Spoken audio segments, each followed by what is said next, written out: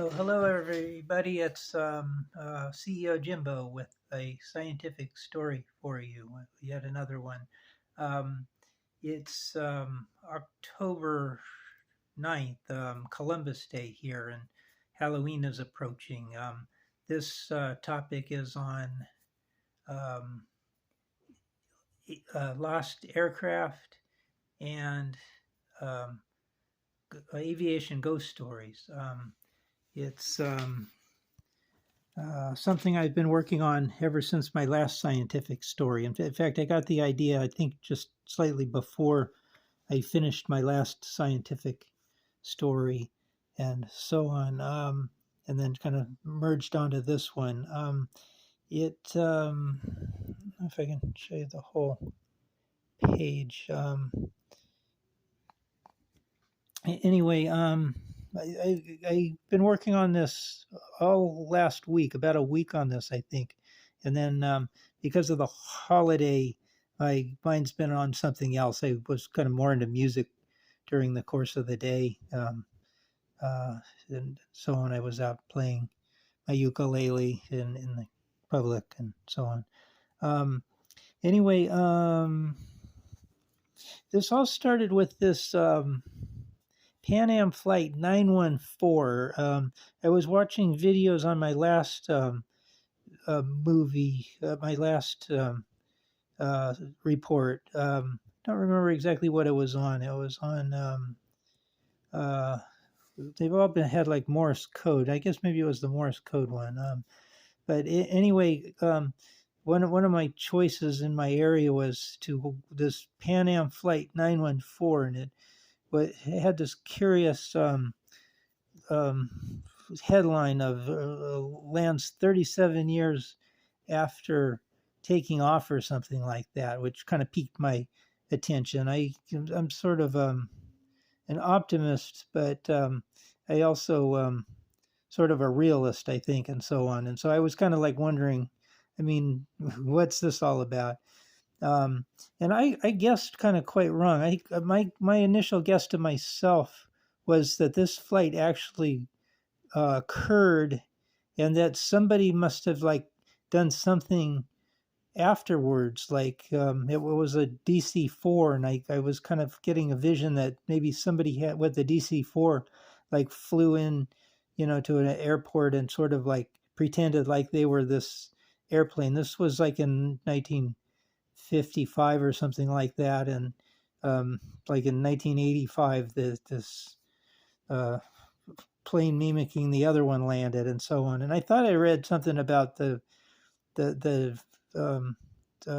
ghost airplane had turboprops on it, and so on. So anyway, after like further watching these, I've kind of since learned that this flight sounds like it is completely fictitious itself, that this flight never even occurred. They were saying that it was lost, that it took off from New York City and it was going to Miami, and it just disappeared off a radar after takeoff, just shortly after takeoff, never to be seen or heard from again, and so on. And then so on. But anyway, I don't really want to dwell on this, because what this led into was kind of from this ghost story thing of this, plane landing 37 years later and dropping off all of the people or something like that, um, to other lost planes. And I think I kind of figured out where these people got their creative story, because this was a DC-4, and there are two Connies that are currently lost that were about the same era, like 1945 or 1950 or whatever it was. This was, I don't remember. Somewhere I have it written down when this flight was supposed to take place. But there was a Connie that took off from Canada somewhere to fly to Anchorage, Alaska area, and it disappeared just shortly before landing in Anchorage, and has to this day not been found. Not even a trace of that one. And there was another Connie that was flying from Guam to Manila or something like that, Philippines, and it took off and um, it didn't make it to Manila and is still missing for all this time. This flight seems to kind of coincide more with the Anchorage disappearance than the Manila or the Philippines disappearance. But um, I don't know why. Maybe not. It's just, oh, I know why, because the other one was Pan Am, that disappeared. It was a Pan Am DC-4 that disappeared, or it was a Pan Am Connie, I think, but it was Pan Am anyway at Anchorage, and the other one was Flying Tigers, that got lost heading to the Philippines. Um, anyway, so that's that. I spent quite a bit of time watching videos on MH370, Malaysia Airlines Flight 370, a Boeing 777, which got lost at sea, like maybe just like 5 years ago or something like that. And there's kind of headlines, to draw you in to watch it, that it's the most mysterious flight ever kind of thing, a disappearance. But I kind of question that a little bit, maybe in terms of size. I mean, and people lost. But there were parts found from this and personal items that sound pretty concretely associated with this flight. There was like a flaperon that was found, and there were kind of like engine nacelle parts and wing parts, and some personal belongings, like maybe lady's purse and this and that. I think I saw 13 items maybe were inventoried. So they pretty much know that the airplane broke apart, hit water real hard, and broke apart. They just don't know where exactly, and where the um, where the black boxes are for it, and so on. So anyway, took an interest in the lost airplanes, and my reason is back to my Geograflight Gypsy scopes. That if I actually got those in production and in airplanes, um,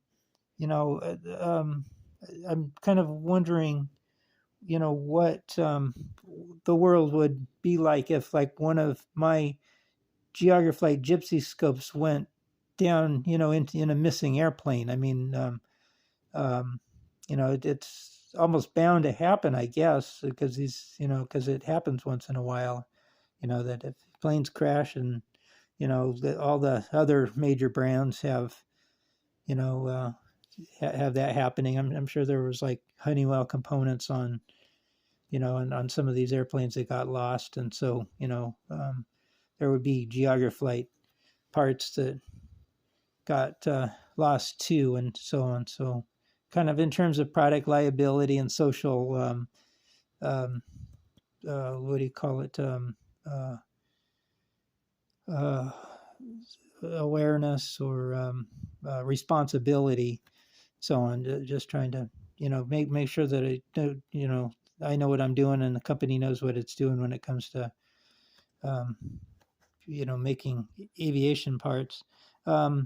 This is a drawing of Roswell. I was researching a flight that got lost in the Andes. That was supposed to be going kind of from eastern South America over the Andes into Santiago, Chile, and it hit mountains in the Andes just short of landing and disappeared. And they did find the wreckage to that one in like glacier ice, like several years later, and so on, and so on. And they were basically saying that one disappeared just shortly before this occurrence in Roswell, where there was like something that happened in Roswell, and so there was sort of an investigation, and people were, I guess the Army was saying that it was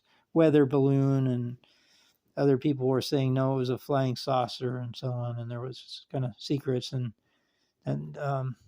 after many years, somebody that actually was involved in the Army side was kind of saying that he was involved in picking up what was supposed to be a weather balloon, saying that it was seemed extraterrestrial to him. And then that Army's kind of changed its story to saying it was a radioactive weather balloon of some sort or something like that. Um, anyway,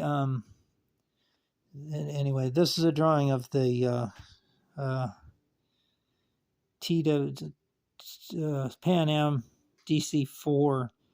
So this was kind of the fictitious ghost story of the plane that I guess after it supposedly took off for Miami and got lost, then there was this ghost flight where it went into Caracas, Venezuela. Like in 1985 was the original version, and then it was changed to like 92 or something like that, where it landed and then kind of took off again. And one version of the story is it just took off and vanished. The other version of the story is it took off and landed in Miami and dropped off these people that had been lost for many years and so on. But there doesn't seem to be any truth to it. And I mean, they don't even have like,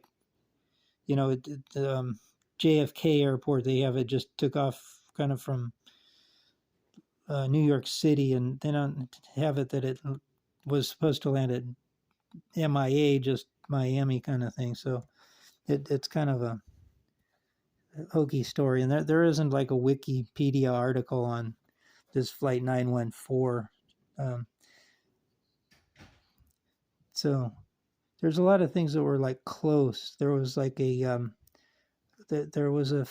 D707 that was trying to go into Caracas, Venezuela, and it crashed on landing into water. But that aircraft was found, and I guess that was sort of a spatial disorientation thing where they think that the flight crew got disoriented at night with a sloping cloud deck or sloping skyline through visualization or something like that. So anyway, that's about it. Oh, this Morse code thing, back to, remember my thing on Morse code. Here's my drawing of Samuel Morse, and you had kind of before the actual Morse code, there was just like this thing that would just, needle would just kind of go back and forth, and they started to kind of figure out dits and dots. It was just kind of binary, I guess, where you push the button long and it would go one way, and short it would go the other way, or something like that. But anyway, the communications sounds like before, voice communications were around, they were doing everything by Morse code. And this was the flight into Santiago, Chile, coming in from the east across the Andes, where their last transmission was this message, we'll be landing in a few minutes, and then Sten deck, whatever that meant. And people are trying to kind of figure out the mystery of what the Sten deck meant, where the guy was going dit da dit da dit da dit dit dit da dit da. I did that quite not right. So it's late.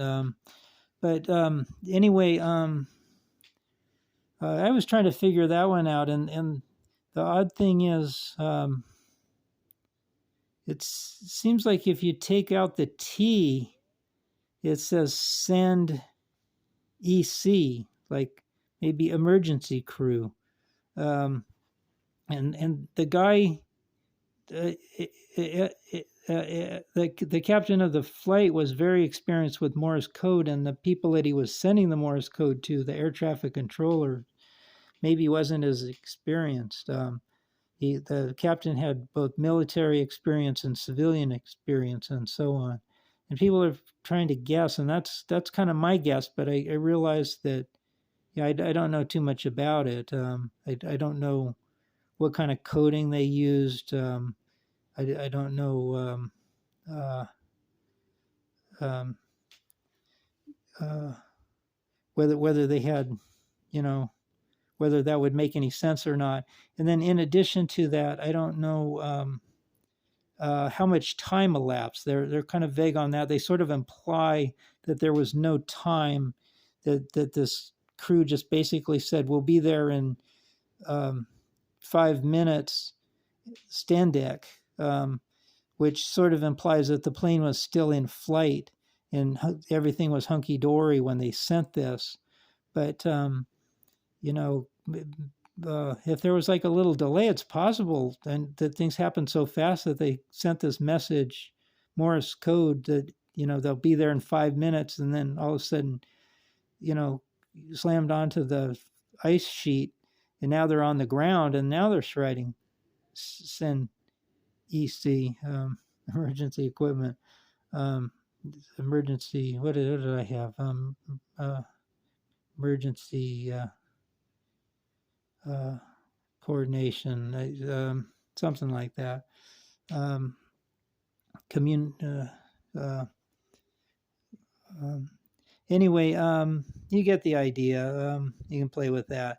So anyway, that's pretty much it. The ghost story. There's other ghost stories too that I didn't talk about. There's like Mentor Pilot and a bunch of others kind of talk about that flight, Eastern Airways, that crashed in the greater Miami area a long time ago due to a burned out landing gear light.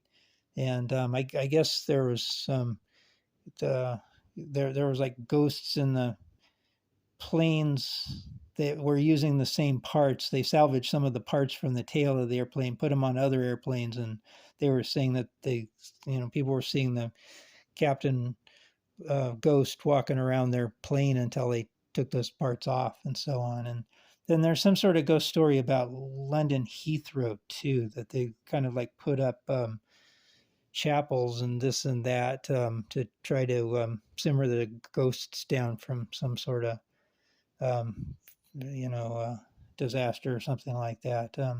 I don't remember the details, but anyway, that's it. I was hoping this would come out a lot better than this. It really kind of was going strong all during the weekdays. I was working on it every day, and then just because of the 3-day weekend, I kind of got working on other things. I went fishing one evening, and I did some public playing of ukulele and a tambourine now, that kind of thing. So anyway, I hope you like that. Happy Columbus Day to y'all, and best of Halloween seasons and season and so on. So long. Have a good one. Thank you for watching. Thumbs up and subscribe, please, if you haven't. Good day.